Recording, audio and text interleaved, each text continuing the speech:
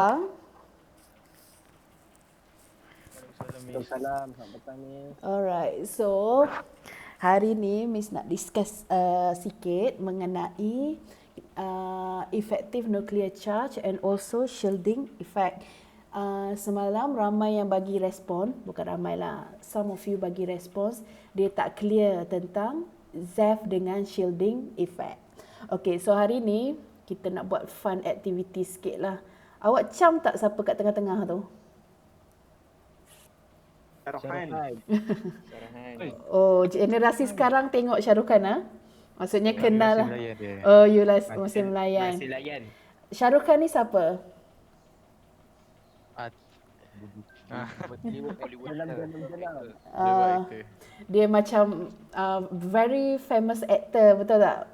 Dia macam dia pergi mana-mana pun dia adalah center of attraction. So let's say Shah Rukh Khan ni datang tangkap buat konsert. Okay. Buat konsert. So dia ni kita anggap dia sebagai kita punya nucleus lah. Sebab dia adalah kita punya center of attraction. So let's say SRK ni adalah nucleus. So obviously bila dia datang, dia akan attract, dia akan attract dalam bahasa Melayu apa? Automatically dia akan menarik, bukan dia tertarik, dia akan menarik orang untuk datang. Okay, so mula-mula sikit, so lama-lama makin ramai orang yang datang. Okay, so awak imagine bila makin ramai orang datang, what happen?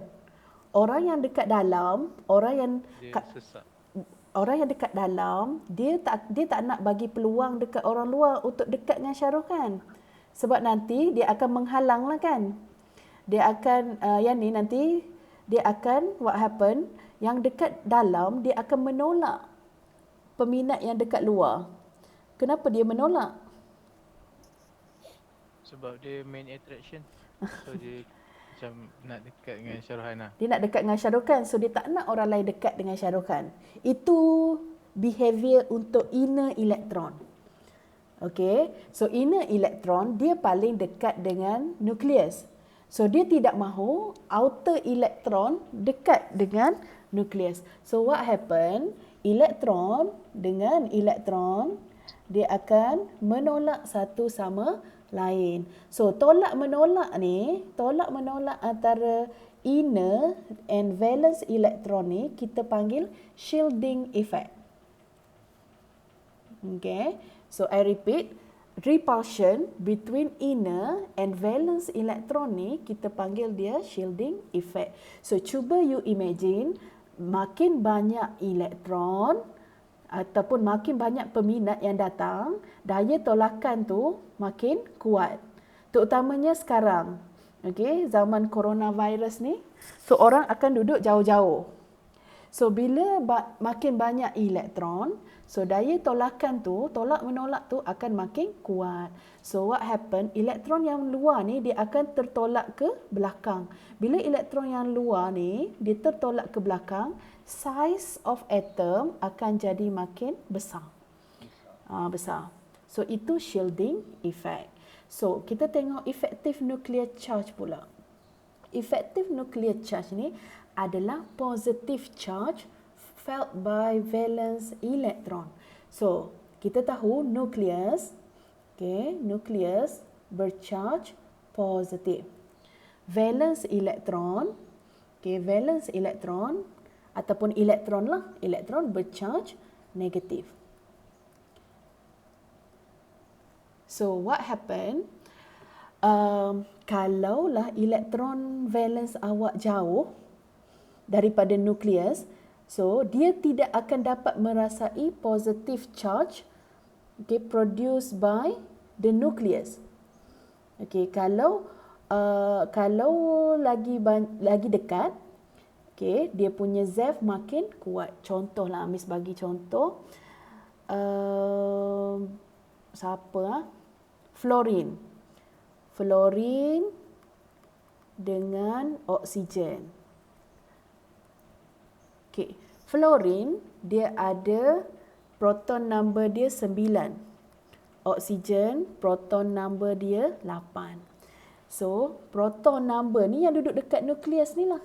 So, awak imagine kalau 9, okay, so charge dia adalah positif 9. Yang ni charge untuk nukleus adalah positif 8. So, elektron yang dekat luar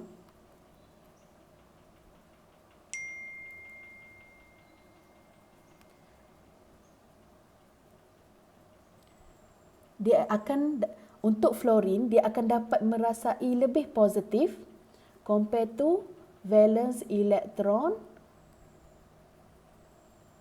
untuk oksigen. So, itu adalah konsep effective nuclear charge. So, untuk effective nuclear charge, paling penting adalah proton number. Kalau shielding effect, paling penting adalah number of shell. So, cuba pergi balik kat nota awak yang ni. Kita add on sikit. Kita add on sikit. This one. Semalam kita ada discuss shielding effect. Shielding effect when we go down the group. Okay. So, nak senang ingat, awak hafal this one. NSAS.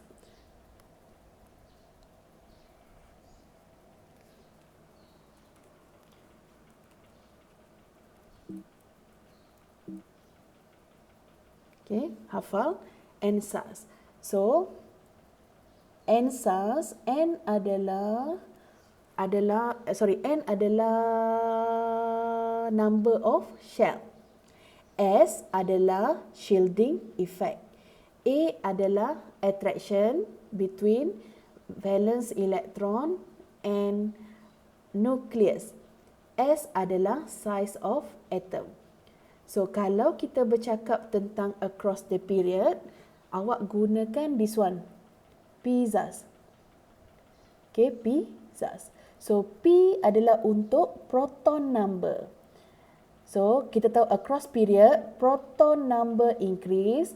Bila proton number increase, ZEF increase. Bila ZEF increase, attraction increase. Bila attraction increase, size jadi makin kecil. So, size smaller. So, kalau untuk across period, kita akan gunakan PZAS. Kalau down the group, gunakan NSAS. So, Miss akan repeat. Untuk down the group, number of shell dia makin bertambah. Bila N ni number of shell, bila shell bertambah, shielding effect bertambah. So, bila shielding effect bertambah, attraction makin lemah. Bila attraction lemah, size jadi makin besar. Okay. So, itu untuk down the group and also across the period. Ada apa-apa soalan sebelum kita proceed?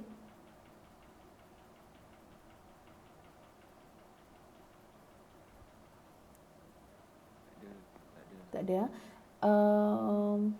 So, chapter ni memang kena banyak baca sikit tapi tak apa, kita tengok semua dulu. Hopefully awak akan lebih faham lah. Okay, hari ni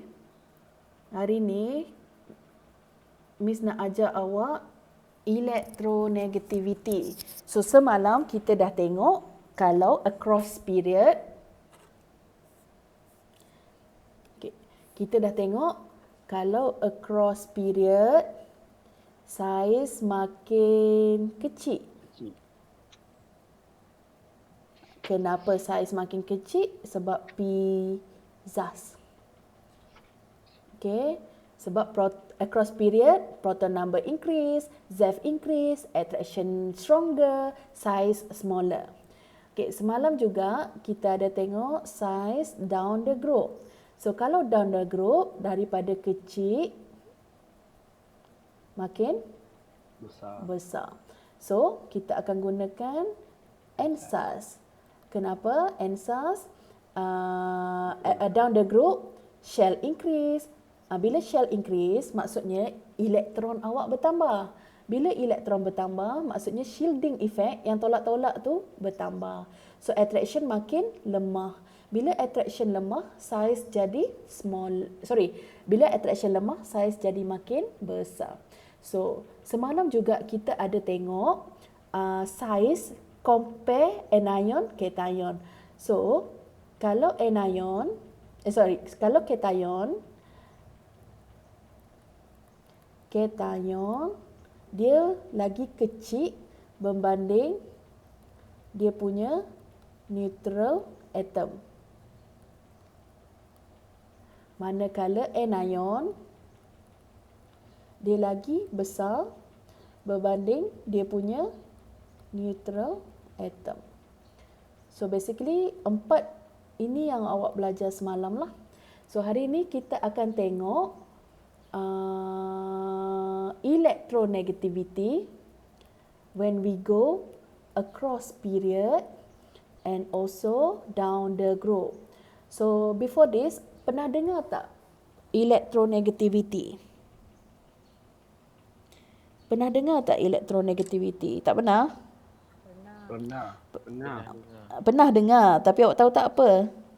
Tapi saya dah lupa. Rasanya dah lupa. Okay. Dah lupa. Okay, so basically electronegativity ni awak boleh baca sendiri, tapi yang ni bahasa mudah yang Miss bagi tahu. Bahasa mudahnya adalah ability of the atom, okay, to attract electron to itself. Keupayaan untuk nukleus tu, okay, keupayaan untuk nukleus to attract electron to itself. Okay. So, kita akan tengok kalau across period dekat sini. Okay, size. Sekarang kita bercakap tentang electronegativity. So, the smaller the atomic size, makin kecil atom awak, maksudnya the stronger the attraction of nucleus towards the electron. So kalau kecil, ni nukleus awak. Ini valence elektron awak. Compare to atom besar,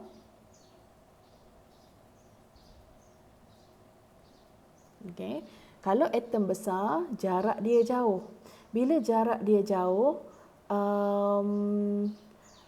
attraction dia lagi lemah lah. So untuk case dua atom ni, katakanlah this one atom A and this one is atom B. So electronegativity in A is stronger. Okay. So kenapa? Because of the distance between nucleus and the valence electron. Okay, so attraction dia lagi kuat. So maksudnya electronegativity dia kuat lah. Okay, so I repeat, electronegativity ni adalah ability of the atom ni to attract electron to itself.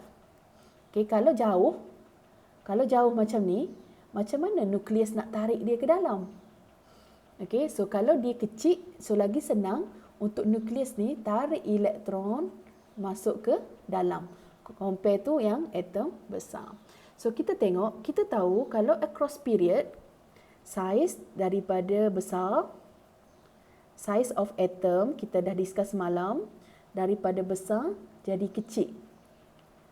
Okay, so bila saiz daripada besar ke kecil, so maksudnya across period, electronegativity awak ni akan bertambah.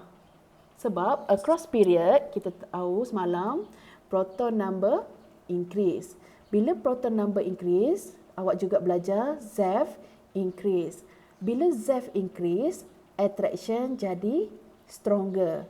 So lepas attraction stronger, size dia kecil kan? So bila size kecil, electronegativity dia bertambah. Okay, so kalau kita tengok down the group pula, so down the group, daripada size, daripada kecil dia jadi besar. Okay, semalam kita ada discuss, kalau down the group, shell dia bertambah. Bila shell bertambah, shielding effect dia bertambah. Bila shielding effect bertambah, attraction lemah. Bila attraction lemah, yang ni attraction dia lemah. Bila attraction lemah, saiz jadi makin besar. Bila saiz jadi makin besar, attraction makin kurang. So basically ini adalah attraction dia. Okay. So electronegativity ni, okay, dia bergantung kepada saiz of atom. Size of atom. So kalau atom awak besar, electronegativity dia lemah. Kenapa? Sebab sukar untuk nukleus nak tarik valence elektron masuk ke dalam. Compare to atom yang kecil. So itu untuk electronegativity. Ada apa-apa soalan tak untuk electronegativity? Yang graf bar warna merah tu stands for dia punya attraction Ya, ini value, ini bukan size tau. Ini adalah value of electronegativity. Awak tengok daripada kecil ke besar kan. Okay. Dia bukan size ni. So Miss, so semua electronegativity ni memang bergantung kepada size dia. Yes. So explanation sebenar macam across period kita guna pizzas kan tadi. Awak guna je pizzas sampai sini, cuma awak tambah satu lagi perkataan electronegativity, bertambah ke berkurang. Itu je. Sebab dia bergantung, electronegativity ni bergantung pada size. Yes. So kalau soalan suruh explanation dia sama je dengan yang awak belajar untuk size of atom, cuma tambah satu point je lagi. Electronegativity increase or decrease. That's it. Samalah dengan down the group. So, explanation untuk down the group, N SAS, lepas tu tambah perkataan electronegativity, either increase or decrease.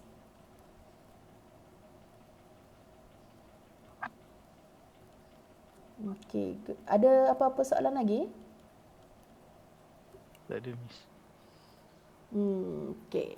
So, next kita tengok ionization energy. Okey, ionization energy ni dia terbalik dengan electronegativity. Electronegativity is the ability of atom to attract electron towards itself. Okey, kalau ionization, ability of atom to lose electron. Okay. So kalau electronegativity, dia nak tarik elektron. Kalau ionization, dia nak tolak elektron keluar. Kenapa nak tolak elektron keluar? Sebab dia nak achieve stable octet configuration lah. Okay. So actually semua atom nak jadi octet, nak jadi seperti noble gas. So is either gain or lose electron. So untuk kes ini, when electron is removed from neutral atom, bila elektron dibuang, repulsion makin berkurang lah sebab dah berkurang elektron. So bila elektron berkurang, attraction makin lemah. Bila attraction makin lemah, okay, ionic radius awak makin, sorry, yang ni betulkan bukan decrease ionic radius makin, sorry. When electron is removed from neutral, repulsion berkurang. Sorry, yang salahnya dekat sini Bila repulsion berkurang, attraction makin kuat lah. Bila attraction makin kuat, ingat dia punya size makin kecil. So bila size makin kecil, okay, bila size makin kecil, susahlah untuk awak nak buang elektron. Okay, so contoh,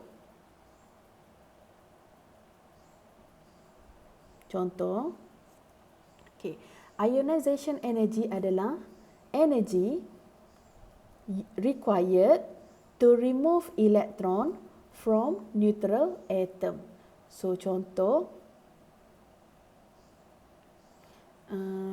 yang paling senang lithium lah. Lithium ada 3 proton.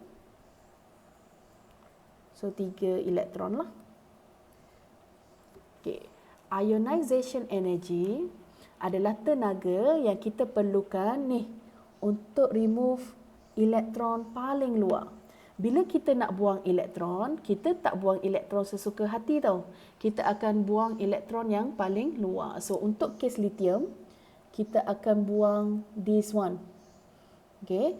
So tenaga yang awak guna nak buang elektron ni, kita panggil dia ionization energy. So imagine kalau atom awak makin kecil, okay, kalau atom awak makin kecil, so let's say lah,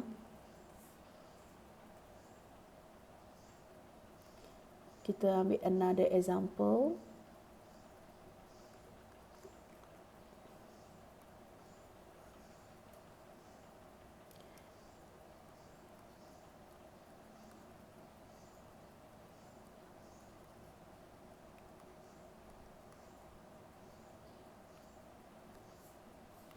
Oxygen lah for example lah. This one is oxygen. Kalau ikutkan dua elemen ini berada di period yang sama. Bezanya kalau ikutkan oksigen lagi kecil berbanding lithium. Kenapa? Sebab proton number untuk oksigen lagi besar. So ingat balik pizza awak. Okay, now kita compare tenaga untuk remove this one dengan remove yang ni. Okay, kalau ikutkan memandangkan oksigen proton number dia 8, this one proton number dia 3. So maksudnya ZeV untuk oksigen lagi kuat. Maksudnya attraction between nucleus and valence electron untuk oksigen lagi kuat. This one lagi kuat attraction dia. Bila attraction dia kuat, so susahlah untuk awak keluarkan elektron ni. Bila susah ataupun sukar, so makin banyak tenaga yang awak perlukan. So kalau untuk kes ini, ionization energy untuk oksigen sepatutnya greater than ionization energy untuk lithium. Okay, so Miss repeat balik. Ionization energy adalah tenaga untuk awak for you to remove the valence electron. Tenaga awak bergantung kepada size atom. Kalau size atom tu kecil, untuk kes ini Miss compare dengan oksigen. Oksigen lagi kecil. Size of oksigen kecil bermaksud attraction antara nukleus dan valence elektron dia kuat. Bila attraction dia kuat, susahlah awak nak buang elektron yang paling luar. Compare tu dengan lithium. Attraction dia lemah. Bila attraction dia lemah, senanglah untuk awak nak keluarkan elektron. So, kalau soalan tanya, which one has higher ionization energy? So, your answer is, untuk kes ini, oksigen lah. So, no matter what, apa-apa pun tengok kepada size. So, to put as a summary untuk hari ini, ionization energy dan electronegativity sesuatu atom bergantung kepada size of atom. Okay. So, ada soalan tak?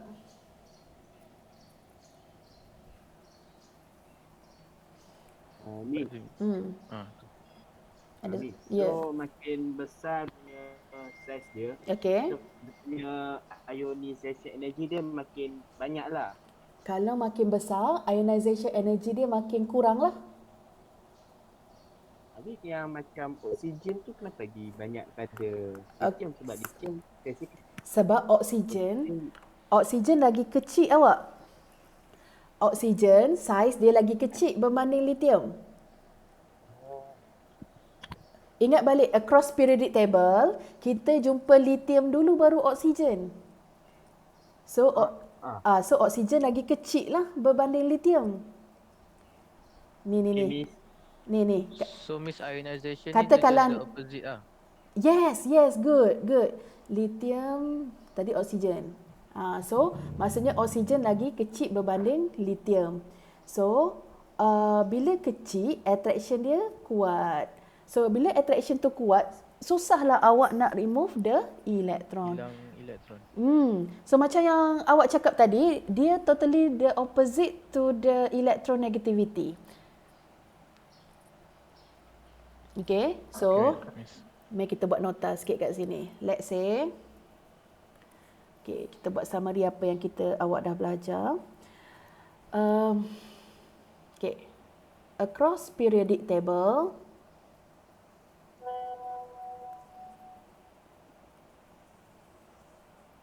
sorry. Across periodic table, mana Miss punya ni? Kalau across periodic table, saiz daripada besar, dia makin kecil. So kita akan guna formula. Bukan pizza. Yes, pizza, sorry. Kita akan guna formula pizza. Okay, kita juga discuss kalau down the group, saiz makin besar. So kita guna kaedah NSAS.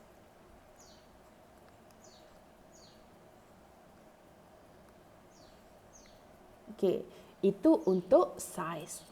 So next, kalau electronegativity, kalau across period electronegativity bertambah ke berkurang? Bertambah. Sebab saiz makin kecil. Okay, good. Electronegativity increase. Tapi ionization energy dia Decrease. kenapa? Sebab radius dia kecil.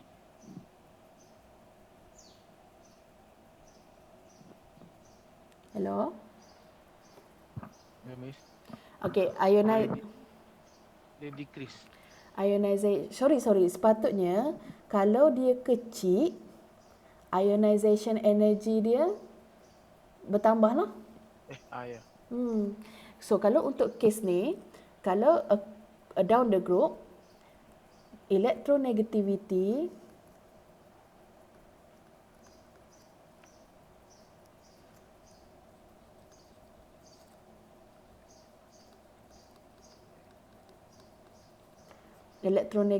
decrease lah.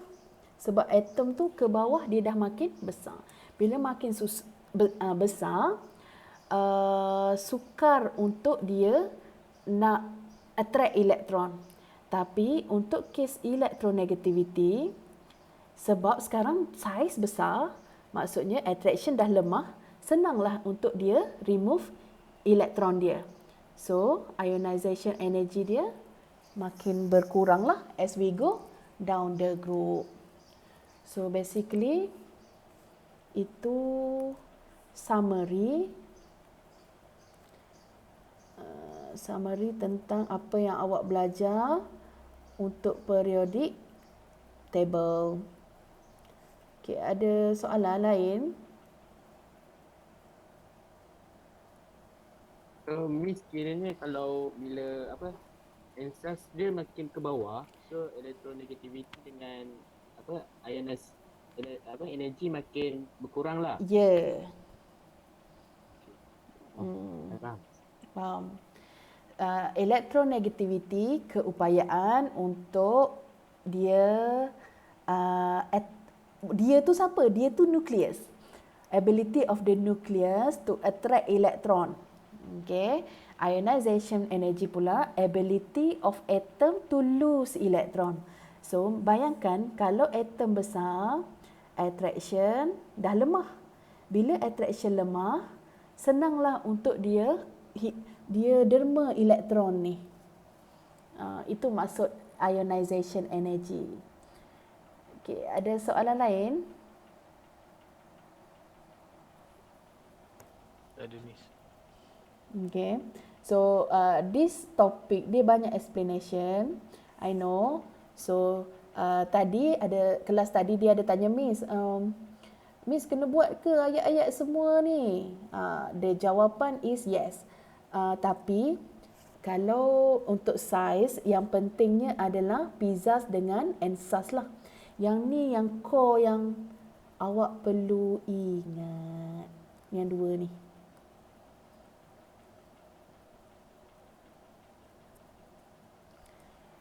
Okey, betul ni tak ada? Tak ada, setakat ni faham. Tak ada miss. Okey.